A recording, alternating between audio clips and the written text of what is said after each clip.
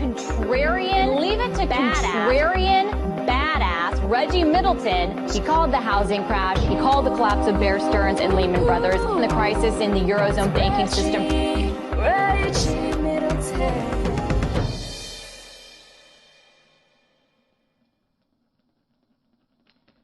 I'm just waiting on the docu-series or the biopic like Michael Burry had. You know, I just don't understand why this isn't out there. I mean, it's not like this is a small deal. This is pretty big. You know, these patents and what it means to the space. So, I mean, you touched on it beautifully, just about, you know, because of our hue, that we have to deal with things in a certain way. We're fighting, you know, the governments, the regulators, the big boys, and so on and so forth. So, man, I really commend you for fighting and not giving up, because I don't know a lot of people that would be able to withstand fighting against so, you know, many powerful entities. So really appreciate it, man. Definitely appreciate you taking the time to do this for us. Thank you. Well, I haven't won yet, so you know, let's not count what they had. But you mentioned Michael Burry, and when The Big Short came out, I'm like, oh, look, a movie about me. But that's all right, though. They're probably gonna do a crypto movie about someone who invented something and avoid, you know, me as well. But now it's not about ego. I don't care. The media not focusing on this has actually done me a significant favor, because now nobody tries to engineer around the patents; they just include it. So now my ideas are embedded everywhere. JP, everywhere. Microsoft, you know, Accenture, Ernst Young, all crypto, because they want to acknowledge it. So they've done me a significant favor. And my ego is not into it. So, you know, it's offensive that they will cover others and not me. But, you know, if I was in the money, would you rather have money or recognition? Rather have money than recognition. Any day, all day. I'm not going for money or recognition. I have a totally different set of values. But you know, from a strategic chess perspective, you know, the secrecy, or not secrecy, because everybody's talking about it behind the scenes. They just refuse to do a story on it. But it's done a significant boost. So I like to thank all those media, big media thing, Wall Street Journal, CoinDesk, and all that. I appreciate it. Thank you. I owe you all steak dinner and a beer or something. Okay. You're like the Henrietta Lacks of crypto, of DeFi.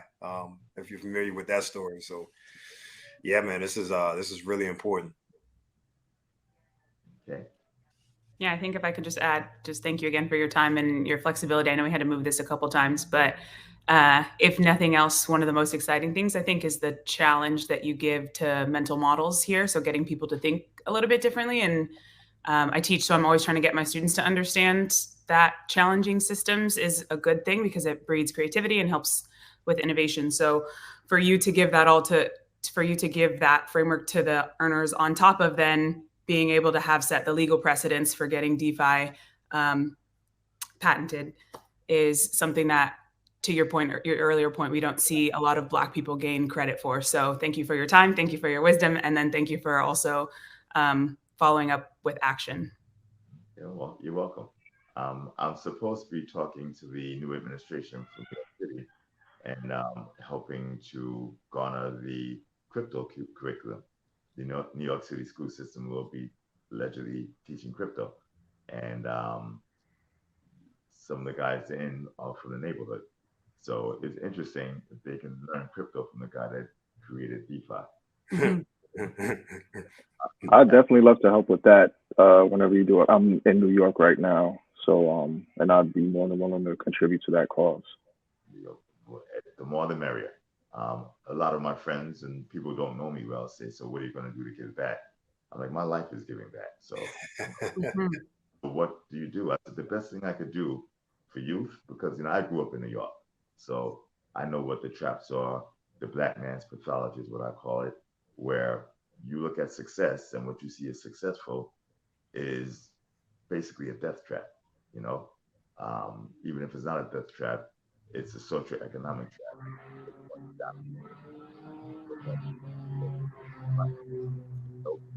No better in terms of ethics, in intelligence, outlook. The only difference is their role models of success are doctors, lawyers, CEOs, where other people, what they see as successful is basically a dead end. So the best thing I could do from my perspective for the youth is to exist and to show them that I exist. That it's a hope. You know, when Obama was elected, whether you like his politics or dislike his politics, like him or not, the fact that it's possible for him to become president is amazing because for my generation, we thought the first black president was many decades out. Maybe, you know, a couple of decades after we died, black president. Right? 2016, you got a black vice president and a female black vice president. Just to exist removes the largest impediment, I think, for many, is that they can do it. How do you, not to get too deep into a whole nother conversation here, but on that point, I guess, how do you scale that, recognizing the role the media plays in that representation? And without that backing, how do you scale that to keep on pace with all of the images youth are inundated with? The media ignoring this is temporary. So it's quite possible very large public companies can be taken out of their own accord, not from something that I do. Okay. And I can't see the media avoiding that. If they do, then little media concerns such as yourself will take over. Imagine imagine hypothetical. I'm not saying this is the case, so I'm doing it. But imagine if I found a large public company that everybody knows doing something very wrong involved with my IP, and I issue them a warning, and they ignore the warning, and then I go and pull the rug out and make it public. Their shareholders take them out, big lawsuit, everybody makes money, everybody loses money except for the people who followed me. Imagine the media ignoring that. Assume they did ignore it, and I told you, and you put the word out, you become super popular. And then I did it again and again. Take a look at my sizzle reel. If you Google introducing Reggie Middleton video, that's a sizzle reel covering from 2007 to 2015 or so, 2014. Okay, I can replicate that again. There's another sizzle reel that a young brother did. Did your hustle news? You should subscribe to him. Right, very young brother, does a very good job at putting crypto news together in reels, in videos, short videos. If you can essentially predict the future, and you're not predicting the future, you're just reporting news accurately, and all the big houses don't do it. Once someone makes a lot of money following you or avoids losing money, you become popular. So the media as it is a institutional or structural discrimination machine.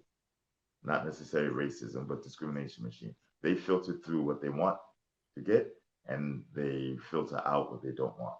But that doesn't make them more powerful, though. Not in the age of the internet.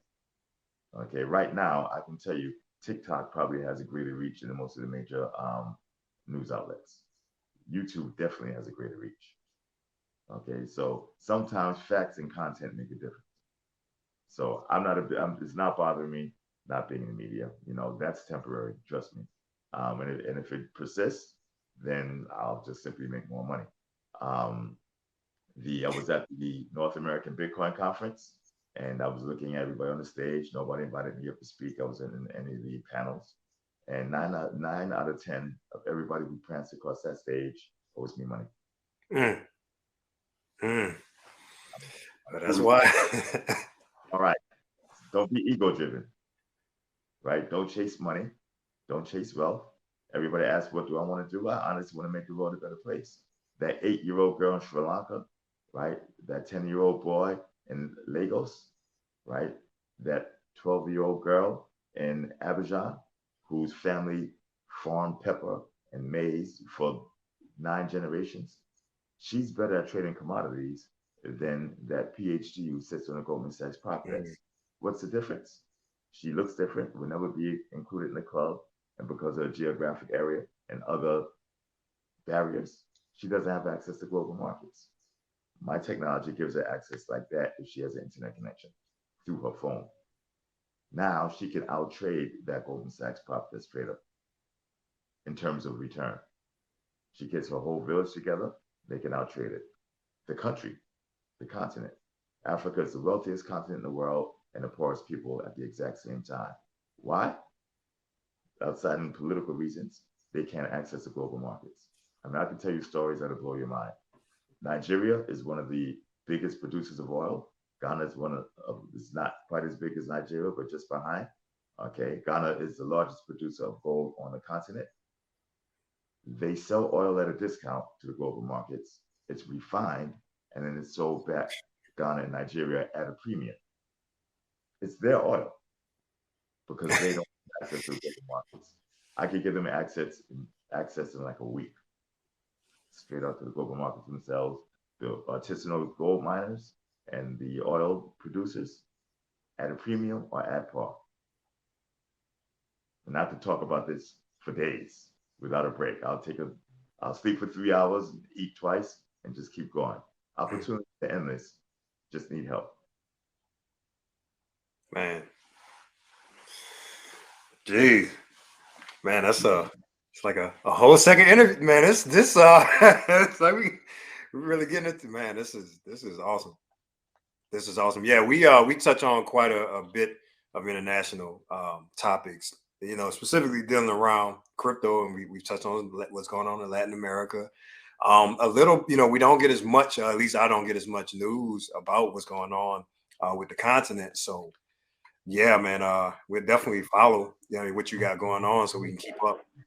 And that was definitely an important point when you brought up the oil, because that happens with a lot of the natural resources as well. I know Ghana produces like tomatoes, like a lot of tomatoes, and the same thing happens. It gets exported, you know, it gets, you know, go through a process, gets refined, gets sent back as like ketchup, tomato sauce that they could produce at home and export to the world.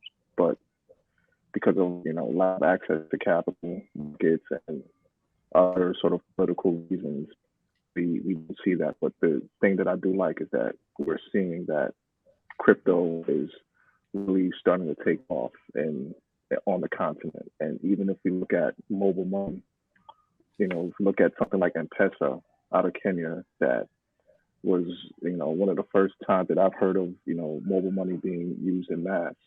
So I think, you know, I think change is coming, and I think with products like yours, Reggie, we're going to see it happen sooner than later.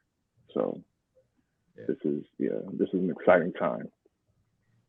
Well, we got to get people on the continent to think past colonizers, and think for self. So I can't go past that. I don't want to go further in that story because I don't want to alienate anybody. But you know, you have to believe in self, and you know, the days of Europe and the U.S. and more recently China, you know, being superior, not necessary. There are a lot of wealthy people. I know a lot of wealthy Nigerians and Ghanaians, a lot, and they're black wealthy. And Nigeria controls its economy, right? It's not controlled by others, but you know, we need the mindset where if someone in the States says, "Don't mess with him, he's bad," you need to understand why. Okay, you know, the continent of Africa in general has put up with significant colonialization, and it's not just Africa, India, China, you know, Pakistan, but those linkages are now very weak. Okay, most of that control is here. And that's reversing a lot of the impacts of tribalism and figuring out collaboration too. I think if you can link all of those powerful people together and then to mobilize their masses, that expedites the process too. Well, there's a Pan-African Union, so you know, it's not like there's a lot of intellectual capital in Africa, just like there's in a project here in Brooklyn. But you know, there are machinations and machines designed to prevent it from working. But I don't want to get into, you know, you get too deep in the woods, and again, I'm not going to be able to get up and leave. So you know, we'll see. The Eurocentric way of doing things is coming to an end simply because each dynasty ends after, you know, a run, usually 1,000 years at the most. The Eurocentric dynasty hasn't been 1,000 years at all. I think they came to power probably 1400 or so, 1300. Okay. You know, just a rough estimate. You know, I have to go take a look and research it. But I think they're coming close to an end because of the centralized running of the economies abusing the currencies. Yeah, that's usually what brings any dynasty to an end is misuse of the currency. It's like over and over again the same thing. It's amazing. This is right there. Why not take it? But there's a reason.